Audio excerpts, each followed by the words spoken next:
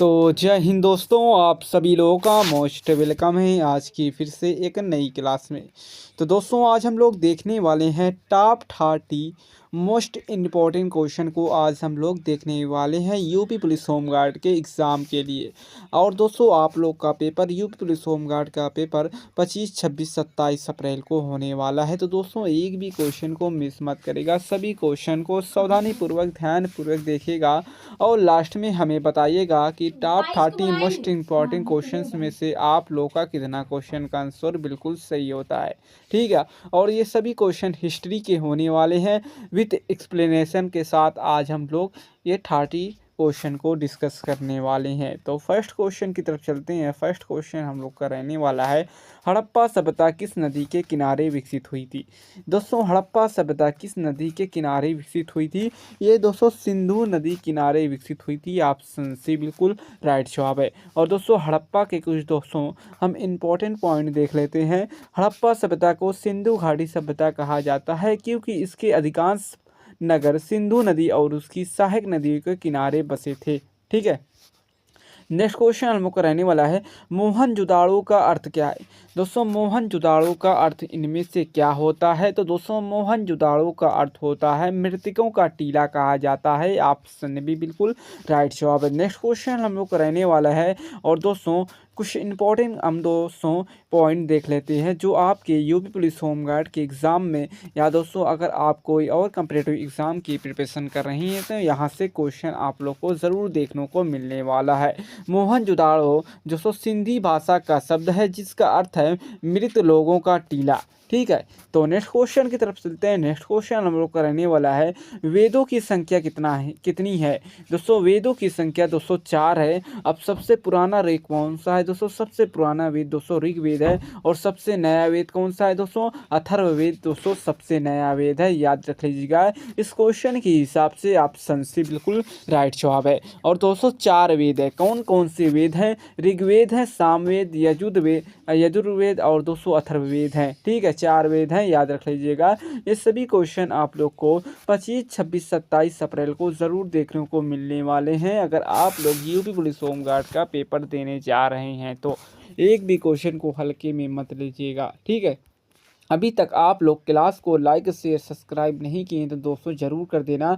अगर दोस्तों आप लोग को इस क्लास का बिल्कुल फ्री में पीडीएफ चाहिए, डिस्क्रिप्शन में टेलीग्राम का लिंक दिया गया है, आप लोग वहां से ज्वाइन कर बिल्कुल फ्री में इस पीडीएफ को ले सकते हैं।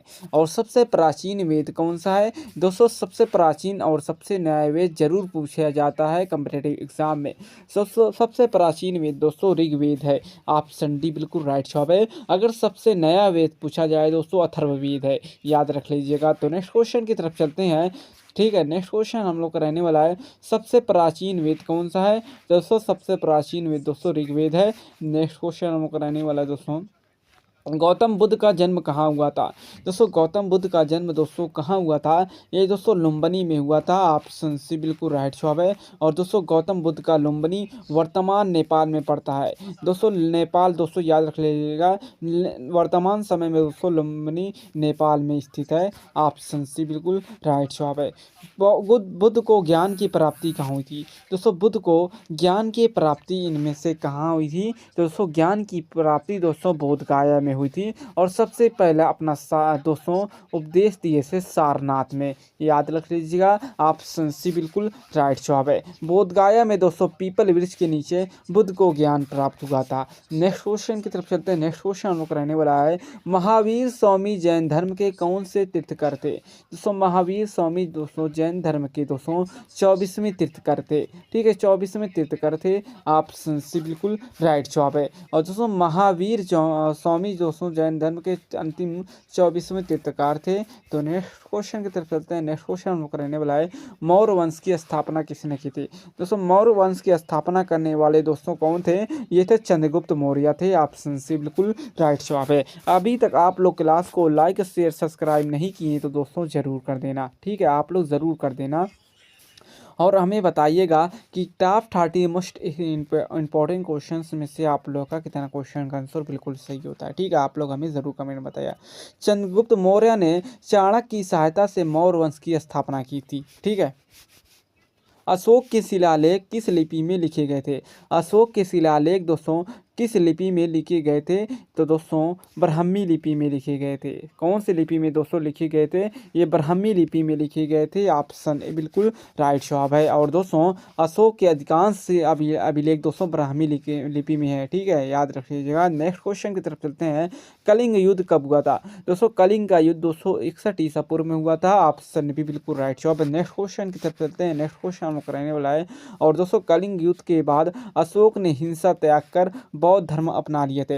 अगर कॉम्पिटिटिव एग्जाम में पूछा जाए बौद्ध धर्म ने अशोक ने बौद्ध धर्म कब अपनाया था? दोस्तों कलिंग युद्ध के बाद ने हिंसा त्याग कर दोस्तों बौद्ध धर्म अशोक ने अपना लिए थे। याद रख लीजिएगा। ठीक है, दिल्ली सल्तनत का पहला शासक इनमें से कौन था? दिल्ली सल्तनत का पहला शासक दोस्तों ये कुतुबुद्दीन ऐबक था। ठीक है, ऑप्शन सी बिल्कुल राइट जवाब है। नेक्स्ट क्वेश्चन की तरफ चलते हैं। नेक्स्ट क्वेश्चन हमको रहने वाला है, भारत की पहली महिला शासक कौन थी? दोस्तों भारत की पहली महिला शासक इनमें से कौन थी? तो दोस्तों भारत की पहली महिला शासक थी रज़िया सुल्तान थी। ऑप्शन भी बिल्कुल राइट जवाब है। और दोस्तों रज़िया सुल्तान दिल्ली सल्तनत की पहली महिला शासक थी। दोस्तों पहली महिला शासक थी, याद रख लीजिएगा। ठीक है, मुगल वंश की स्थापना किसने की थी? दोस्तों मुगल वंश की स्थापना दोस्तों बाबर ने दोस्तों 1526 ईस्वी में दोस्तों जो पानीपत का प्रथम युद्ध हुआ था बाबर और इब्राहिम लोदी के बीच दोस्तों, ये दोस्तों इसी में दोस्तों इब्राहिम लोदी को हराकर बाबर ने मुगल वंश की स्थापना किए थे। ऑप्शन सी बिल्कुल राइट जवाब है। पानीपत की पहली लड़ाई जीतकर मुगल वंश की नींव रखी थी। ठीक है, तो नेक्स्ट क्वेश्चन की तरफ चलते हैं। पानीपत की पहली लड़ाई कब हुई थी? अभी दोस्तों हम जस्ट बताए थे 1526 ईस्वी में दोस्तों पानीपत की पहली लड़ाई हुई थी दोस्तों बाबर और इब्राहिम लोदी के बीच। ठीक है, अकबर के 9 रत्नों में कौन शामिल थे इनमें से?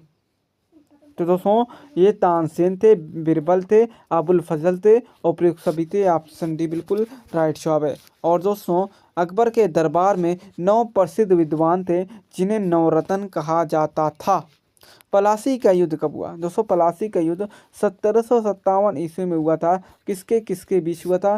सिराजुद्दौला और दोस्तों अंग्रेजों के बीच हुआ था। और दोस्तों इसमें दोस्तों अंग्रेजों की जीत हुई थी। ठीक है, इस युद्ध में उससे भारत में अंग्रेजी शासन की नींव पड़ी थी। ठीक है, 1857 का विद्रोह कहाँ से शुरू हुआ था? 1857 का विद्रोह दोस्तों ये मेरठ से शुरू हुआ था। ऑप्शन सी बिल्कुल राइट जवाब है। और दोस्तों मेरठ से सैनिक विद्रोह की शुरुआत हुई है। और सबसे ज़्यादा सैनिक दोस्तों कहाँ से भाग लिए थे इस दोस्तों 1857 के विद्रोह में? तो दोस्तों अवध से सबसे ज़्यादा सैनिकों ने दोस्तों इसमें भाग लिए थे। चढ़ बढ़ कर दोस्तों सैनिकों ने भाग लिए थे, याद रख लीजिएगा।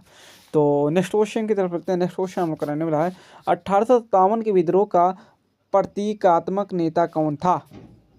तो दोस्तों कौन था? ये दोस्तों थे बहादुर शाह जफर थे। ऑप्शन सी बिल्कुल राइट जवाब है। और दोस्तों बहादुर शाह जफर को विद्रोह का सम्राट घोषित किया गया। कांग्रेस की स्थापना कब हुई थी? दोस्तों कांग्रेस की स्थापना 1885 ईस्वी में ह्यूम ने दोस्तों कांग्रेस की स्थापना किए थे। और दोस्तों कांग्रेस का अधिवेशन पहला अधिवेशन कहाँ हुआ था? दोस्तों मुंबई में हुआ था। ठीक है दोस्तों, मुंबई में हुआ था। ऑप्शन ए बिल्कुल राइट जवाब है। स्वदेशी आंदोलन कब शुरू हुआ था? दोस्तों बंगाल विभाजन के बाद दोस्तों तुरंत ही स्वदेशी आंदोलन शुरू हुआ था 1905 ईस्वी में। और दोस्तों बंगाल विभाजन भी 1905 हुआ था। और उस समय दोस्तों बंगाल विभाजन के समय दोस्तों बंगाल के दोस्तों वायसराय कौन थे? लॉर्ड कर्जन थे। ठीक है, लॉर्ड कर्जन थे। तो नेक्स्ट क्वेश्चन की तरफ बढ़ते हैं। नेक्स्ट क्वेश्चन करने वाला है, असहयोग आंदोलन कब शुरू हुआ था? असहयोग आंदोलन दोस्तों इनमें से कब शुरू हुआ था? ये 1920 ईस्वी में शुरू हुआ था। ऑप्शन सी बिल्कुल राइट जवाब है। महात्मा गांधी ने अंग्रेजी सरकार से सहयोग न करने के लिए 1920 ईस्वी में असहयोग आंदोलन शुरू किया था। डांडी मार्च नामक सत्याग्रह कब हुआ था? डांडी मार्च नामक सत्याग्रह दोस्तों 1930 ईस्वी में हुआ था। ऑप्शन भी बिल्कुल राइट जवाब है। 6 मार्च दोस्तों 1930 ईस्वी में नमक सत्याग्रह हुआ था, डांडी मार्च। ऑप्शन भी बिल्कुल राइट जवाब है। और दोस्तों गांधी जी ने अंग्रेजों के नमक कानून को तोड़ने के लिए डांडी मार्च यात्रा शुरू किए थे। भारत छोड़ो आंदोलन कब प्रारंभ हुआ था? दोस्तों भारत छोड़ो आंदोलन दोस्तों 8 अगस्त 1942 ईस्वी को दोस्तों भारत छोड़ो आंदोलन दोस्तों शुरू हुआ था। ऑप्शन सी बिल्कुल राइट जवाब है। 8 अगस्त 1942 को भारत छोड़ो आंदोलन शुरू हुआ था, जिसका नारा था करो या मरो का नारा इसी में दिया गया था। गांधी जी को राष्ट्रपिता किसने कहा था? दोस्तों गांधी जी को राष्ट्रपिता इनमें से किसने कहा था? सुभाष चंद्र बोस ने दोस्तों गांधी जी को राष्ट्रपिता की उपाधि दी थी। नेता सुभाष जी बोस ने अपने रेडियो भाषण में गांधी जी को राष्ट्रपिता कहा। जलियांवाला बाग हत्याकांड कब हुआ था? जलियांवाला बाग हत्याकांड दोस्तों 13 अप्रैल 1919 ईस्वी में दोस्तों जलियांवाला बाग हत्याकांड हुआ था। ऑप्शन सी बिल्कुल राइट जवाब है। नेक्स्ट और दोस्तों 1919 ईस्वी में जनरल डायर ने अमृतसर में निहत्थी जनता पर गोली चलाई थी। भारत का अंतिम वायसराय कौन था? भारत का अंतिम वायसराय इनमें से कौन था? तो दोस्तों भारत का अंतिम वायसराय दोस्तों लॉर्ड माउंटबेटन था। ऑप्शन बी बिल्कुल राइट जवाब है। लॉर्ड माउंटबेटन ने सत्ता हस्तांतरण की प्रक्रिया शुरू की थी। संविधान सभा का गठन कब हुआ था? दोस्तों संविधान सभा का गठन दोस्तों 9 दिसंबर 1946 ईस्वी को हुआ था। ऑप्शन सी बिल्कुल राइट जवाब है। और दोस्तों भारतीय संविधान बनने के लिए दोस्तों 1946 में एक संविधान सभा बनाई गई थी। ठीक है। भारतीय संविधान कब लागू हुआ? दोस्तों भारतीय संविधान कब लागू हुआ था? ये दोस्तों हमारा संविधान बनकर तो दोस्तों 26 नवंबर 1949 को बनकर तैयार हो गया था, लेकिन अगर लागू पूछा जाए दोस्तों 26 जनवरी 1950 को हमारा संविधान लागू हुआ था। ऑप्शन सी बिल्कुल राइट जवाब है। ये इस दिन भारत एक गणराज्य बना था। और आज की क्लास का हमारा लास्ट क्वेश्चन होने वाला है, भारत के पहले राष्ट्रपति कौन थे? आप लोग इस क्वेश्चन का आंसर हमें कमेंट में बताइएगा और बताइएगा टॉप 30 मोस्ट एक्सपेक्टेड क्वेश्चंस में से आप लोगों का कितना क्वेश्चन का आंसर बिल्कुल सही होता है।